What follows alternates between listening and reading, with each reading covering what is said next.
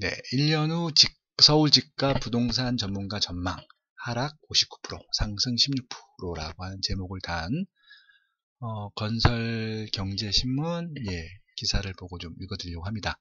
KDI, KDI에서 그러니까 한국개발연구원이죠.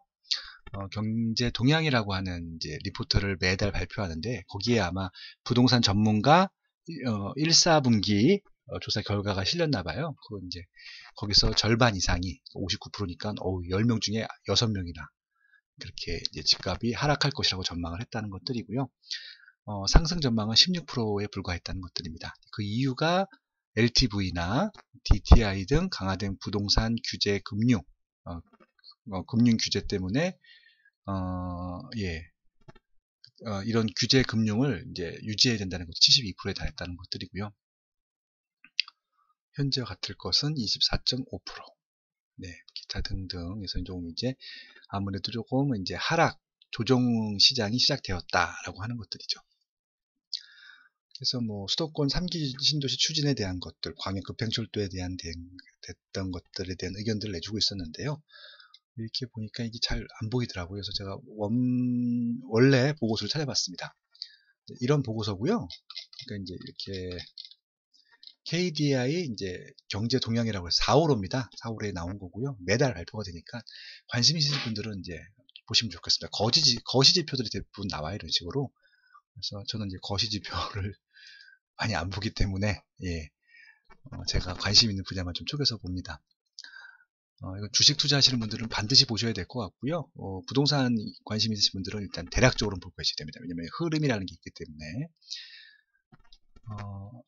부동산 부분만 좀 먼저 보겠습니다. 지금 딱 2페이지 나왔어요. 대부분 다 금융에 대한 얘기고요. 2페이지 가지고 기사를 쓴 건데요. 일단 106명이 응답했고요. 전문가 조사이기 때문에 표본 사이즈는 큰 의미가 없습니다.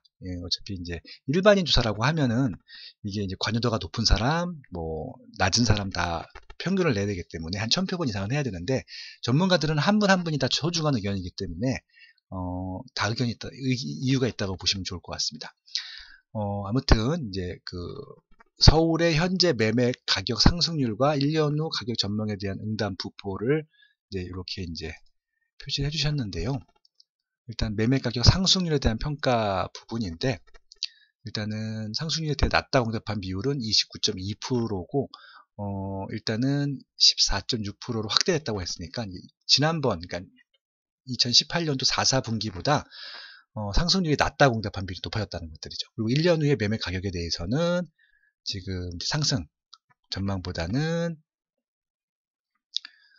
소폭 하락이라든지 아무래도 조금 이제 내려갈 것이라고 예측을 했다는 것들이죠. 그래서 소폭 하락에 대한 그러니까 아주 대규모 조정이 아니라 소폭 하락에 대한 그런 응답 비중이 높아졌다는 겁니다. 소폭 하락이죠. 그러니까 결국은 이게 이제 기사만 보게 되면은 이제 하락이라는 거잖아요. 그러니까 이게 소폭 하락과 하락이 좀 다른데, 그러니까 제 생각에는 보합 전후로 응답을 한 거예요. 이게 이제 빠져도 조금 빠지고, 그러니까 좀 그 전후로 응답이 됐다는 것들이죠.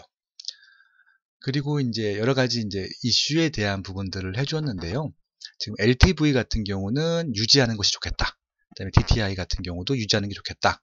세대별 주택담보대출 규제도 유지하는 게 좋겠다라는 비율이 높고요.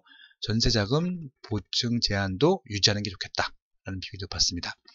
그리고 3기 신도시 추진에 대해서는 반대보다는 찬성이 2배 정도 많고요. 수도권 광역교통망, GTX 같은 경우도 확대하는 게 좋겠다라고 응답을 하고 있고요. 지방 광역교통망도 확대하는 게 좋겠다라고 하는 것들이고요. 근데 수도권 광역교통망 확충에 대한 황택 의견이 더 높죠. 그리고 민간 택지 분양가 상한제 같은 경우는 현행 유지하는 게 좋겠다라고 하는 것들이고요.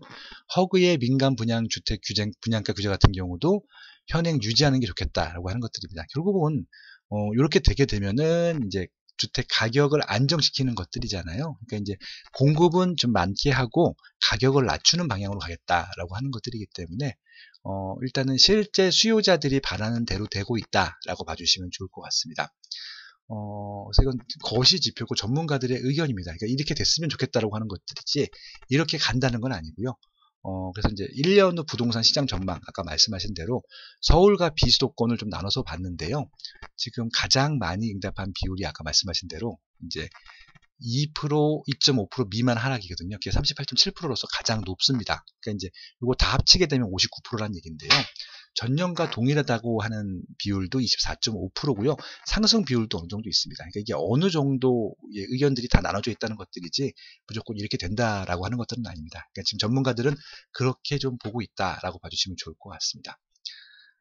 아쉽게도 전문가 108명에 대한 프로파일이 없더라고요. 그래서 제가 아시는 분들도 응답을 했을 텐데 좀 궁금하긴 하더라고요. 그리고 학계, 연구원, 금융기관, 건설사 같은 경우는 이해관계가 달라요. 그러니까 이것들은 혹시 특정 집단의 그 표본 사이즈가 더 많게 될 경우에는 그쪽 의견이 많이 반영됐을 가능성이 높거든요. 이거는 샘플링이 좀 필요하겠네요. 지금 보니까 단순히 이렇게 하면 안 되고, 그러니까 같은 분야에 있는 사람들은 이게 샘플링 할 필요가 없는데 이건 다른 분야이기 때문에 만약에 이제 건설사 같은 경우, 그다음에 학계 같은 경우는 다르잖아요. 그래서 이거 부분들은 아마 적절히 표본 배치를 안 했다고 하면 이것도 좀 살짝 조사 전문가로서 좀 이게 좀 표본 구성에 대한 것들도 좀 밝혀 주셨으면 좋겠다라는 생각을 해봅니다. 오늘은 KDI에서 발표한 경제 동향 중에서 부동산 시장 전문가 설문조사 가지고 말씀을 드렸고요. 일단은 상승 의견보다는 하락 의견이 많다라고 하는 부분들인데, 지금 이제 상승 하락보다도 제 생각에는 이제 하락이 한다 하더라도 큰 폭으로 하락할 것 같지는 않다는 것들이고요.